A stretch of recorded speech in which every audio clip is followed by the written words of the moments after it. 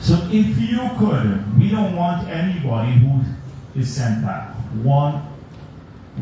If they serve their time in the U.S. for whatever has happened, that they have a chance at a second life here. Exactly. We don't want that to happen.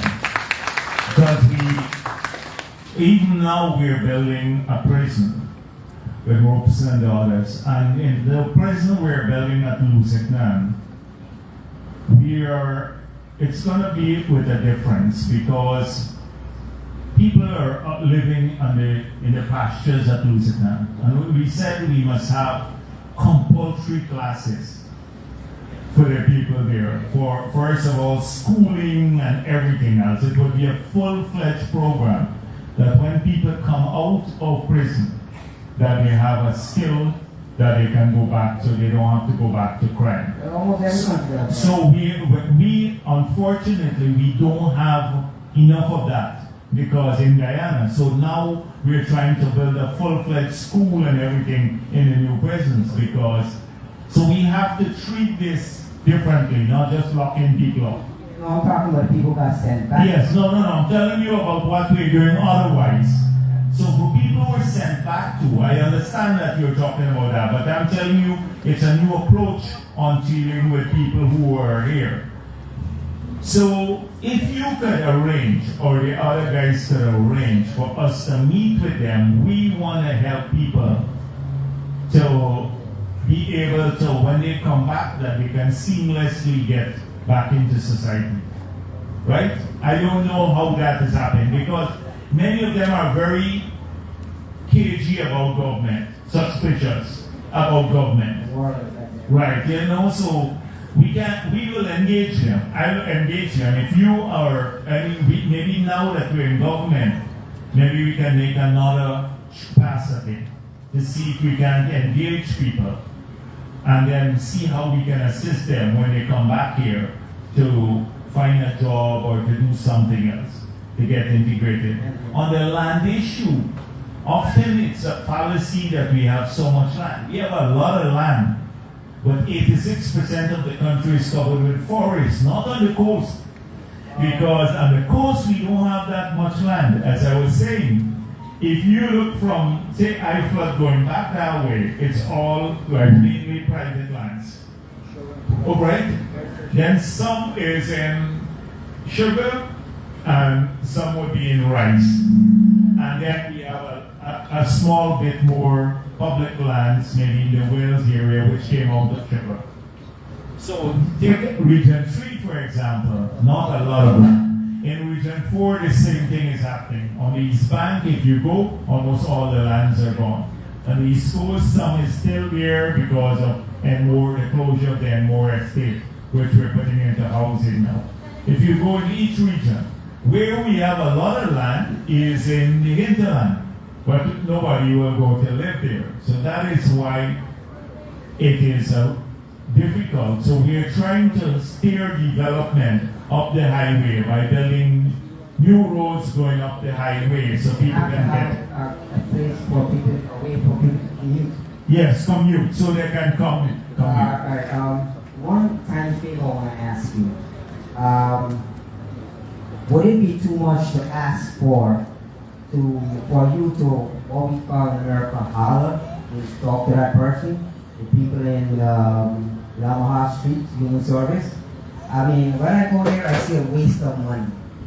Another thing I want my fellow guys. How is it a waste? Like, tell me. I went there for help. I've been in this country for a while. Okay. And today I am homeless. Everything you see I have is what I don't know. Some of these people give me food and money to buy stuff that I probably might need, or some give me clothes. Okay. And that should never be. All right. You know? I went there and I went to where the other place in the market next to the fire station. Yeah, that's and there was very, very little help there. So I was wondering, you're a man of authority. All right, but give us your name and number. Who is? Look at the back. Just indicate with your hand. The right. Just. Those are taking the notes. Where they're taking the notes. Yeah, but you can't be in the center. You have to come on this side here. Right. Yeah. Right. Those who are taking notes. Yeah. make sure that you give your name and number there. You have a number?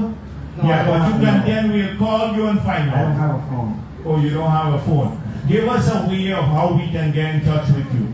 I will. All right. They're going to take that down. Well, I have two more things to say. Okay, all right. One, there are a lot of people who say bad things about our Guyanese police officers, and I haven't seen none of it that is true. I think our Guyanese police officers are very good people, and they do their job. But on the other hand, I think they need wages like the foreign police, where they can communicate and has their work done more efficient All right. and faster.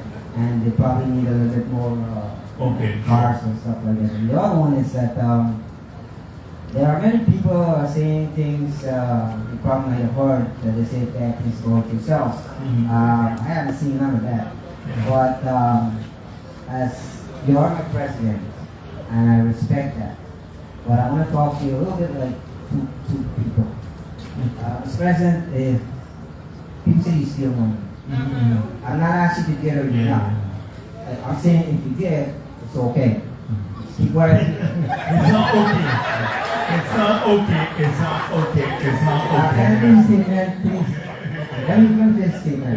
Yeah. Well, whatever have done in the past, I think me and our fellow Guyanese should let bygones be bygones and move forward.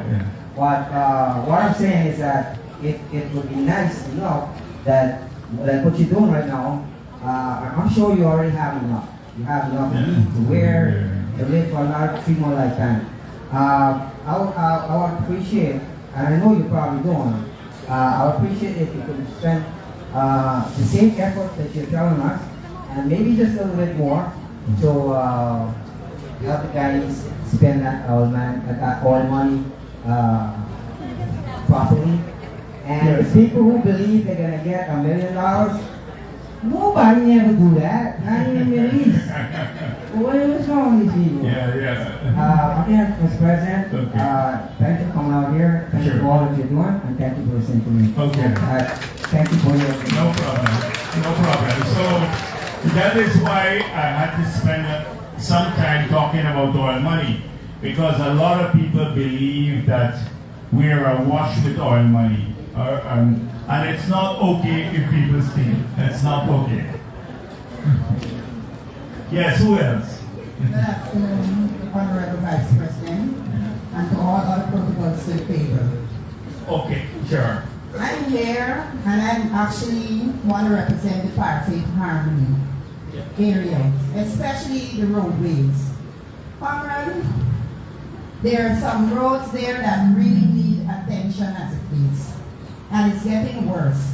Find out that the buses and the vehicles, they're not taking their passengers to the end where they're supposed to be. They're putting you off halfway, and that can be very serious. Yes, so all the roads like in the region, and Minister Indar is assigned to this region. He is in the Ministry of Public Works with one edge here. Correct. Okay, so they should be brought to his attention. I know we have a major plan for the entire region. We have to wait until the rainy season is through. But, and we can't fix all of it because almost every road, not just Parkway Harmony, wherever we've gone, we've had this. But we will make a note of it, and Indar and the others should also visit. Okay? Okay, sir. Because we have to do all the areas. Parkway Harmony, Sealot has some, Two Chain, everywhere. Okay? Especially when they come to the Independence Road, that road that is leading westward. That road really, really need to be looked at. Yeah. Also, the bushes on the parkway, that's dangerous. Okay. Right? Thank you, sir. All right then. Yes. Hi, good afternoon, Mr. President. My name is Serena Anderson. I'm currently a law student at the University of Ghana. Okay. I want to start by saying I appreciate the amount of scholarships that have been offered for the last few years, even the online ones. But in relation to the law program, there has not been that I am aware of, even the new batches of scholarships that you release. There's engineering, there's medical, there's chemistry, but there's nothing to support the law students. And I'm sure you're aware, not only do we have to go through the University of Guyana, but then we also have to go to either Trinidad or whatever we do afterwards. So that's one of the issues. I'm not sure if there's anything. Yeah, let me tell you, there's a reason behind it too, because when we look at the legal profession, we saw that you have a lot of lawyers there. You know that, right? Yes, I understand. And they are on their own. Many of them can't even get cases. And they come to us all the time. But where we had scarcities were like people studying maths, medicine, engineering, other areas.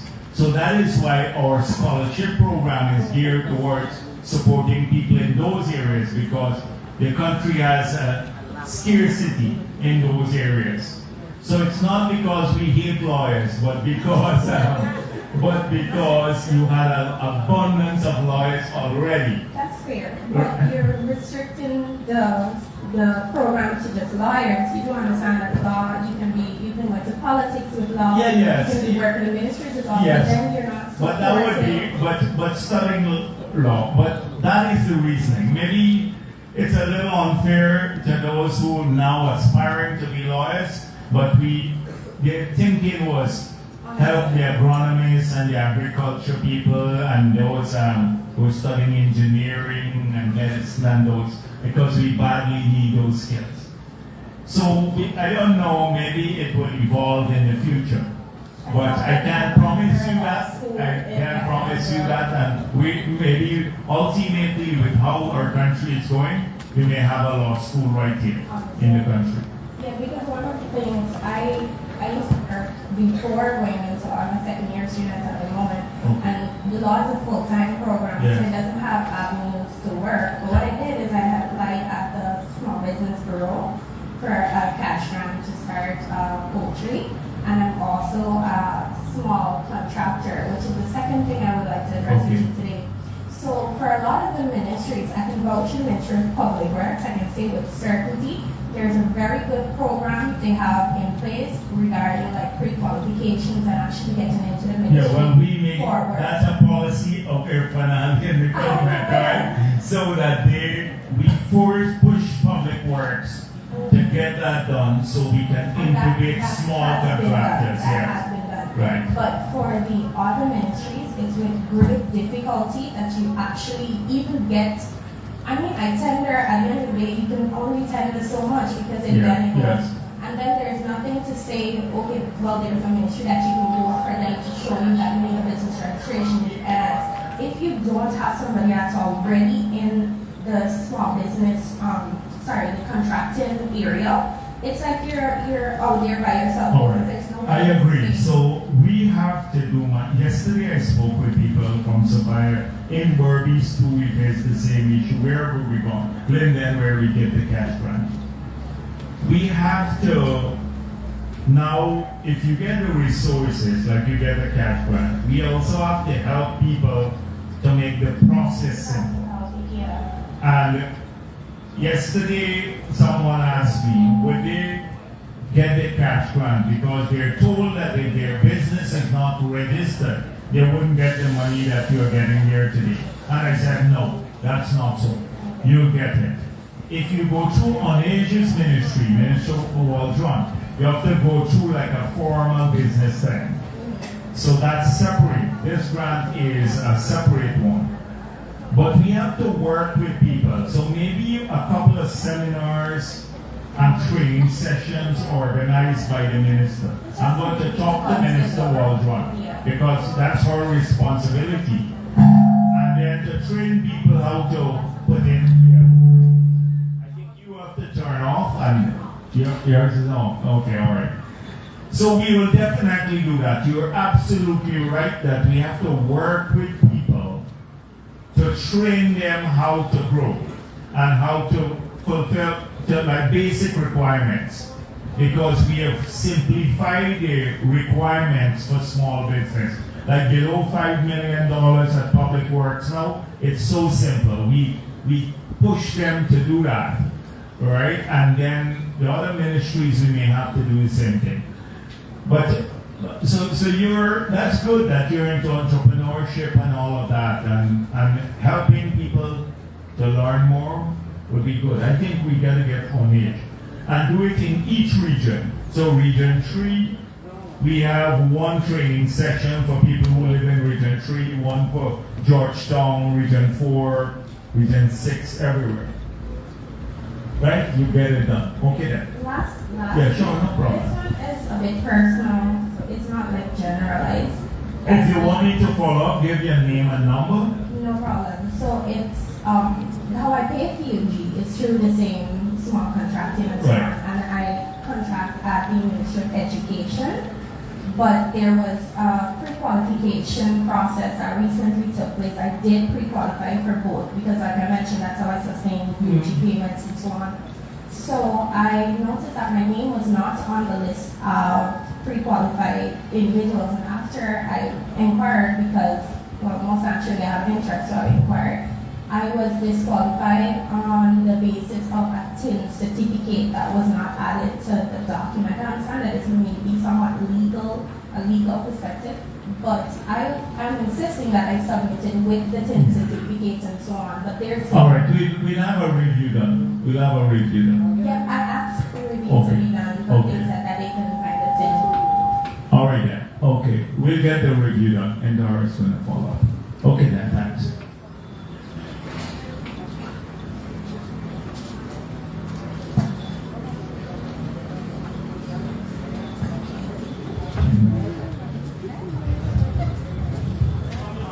How are you doing?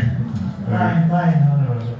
Okay. Honorable Vice President, with great effort I must say, welcome to our ministry. All right, thank you very much.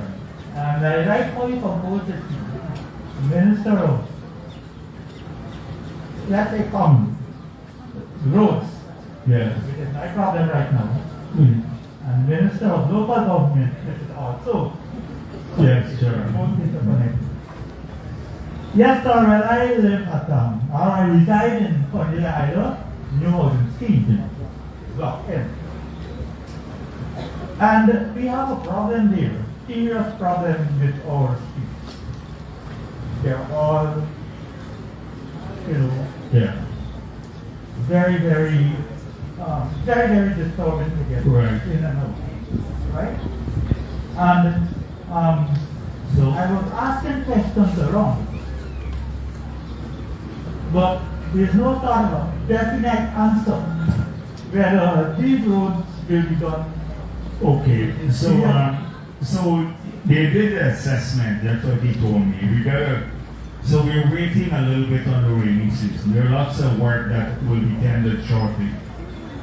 I know that main access, we're going to focus on main access now because we can't do everything in one area because there are lots of areas. You have Parfait, Harmony, Sealot, Tushin, etc. That is I quite understand resources that. around. 83,000 square miles. Yeah, well, yeah, but you don't need to wait when I come to these meetings. You know the president directly or me. You should call us and let us put some pressure on India and the others, these ministers. No, to make sure we fix those everything. guys, they have their hands filled. Oh, okay, so you're right. Thank you very much. It's all You can can be contact us done. directly, yeah. Like you saw, it's all can be done to have to. Okay, all right. So I understand all of that. Yes. But, being a councillor Yes, of the area, people look for us. I agree. Sometimes the comments are not very humane. Yeah, I know, and They're people sometimes very insultive at times. blame the And NDC it's very, very because worrying. there are times we have some NDCs across the country that are practically useless. And then others that make a big effort. But sometimes people don't understand that the taxes that they collect are so small that they can't even fix one road. If you look at all the taxes in the area, it runs to fix a road properly, you would run into millions of dollars. They don't collect. So they blame the comrades. Yeah. So we need to talk to people, and once you talk to them and they understand that, they're a bit more appreciative. But we'll look into your issues, right, to make sure that you talk to him and focus on this. Right, for hit their roads.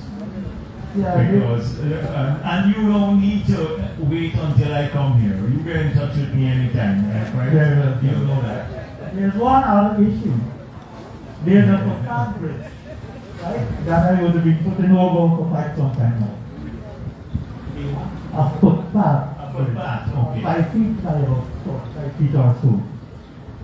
And it is in a very, very bad state. Oh, you look into it. Right? So Indar is going to look at this. All right, so make sure that you work with them to get it for pattern. Okay? We're going to, all right, Indar is going to get in touch with it. Yes, sir. Okay? Yeah, well, I must tell you that I'm happy to see you here. Yes, and I'm pleased to see you too. Yes, Sometimes yes. we get- I'm always around. Right. In and out. I know. In and out of circulation. Right, I'm yes, always- I know that. I know. Yes, sir. Okay. I know that is a comment that you're a man of very great vision, and there's nothing that you would have visualized, I must say, can never run aground. Okay. It's always there, buoyant, Yes. slow, right? Thank you very much. For, you know, the good of all of us, Yeah, sure. right? And you party at the head of the head of the business. I must say that Guyana is moving with great velocity, great speed. Right? Thank you very much. And what I have seen in our community, I know that You could see me anytime you ask me. we You may be ask me. having a toxic right along here. Yes, you've seen the changes there. And the momentum that has been going on around, let's say have a look at Leonora, what is happening around here very soon. The speed, the momentum that is moving, it will actually create a drug that will pull other villages, Yeah. right? Yes. To better themselves, right? To develop themselves, that you know, we can have this sort of Sure. thing. Okay then, all right. Thank you very much. Thank you. And I hope I'm here on a government business, but I hope you're all doing the party work too. Okay?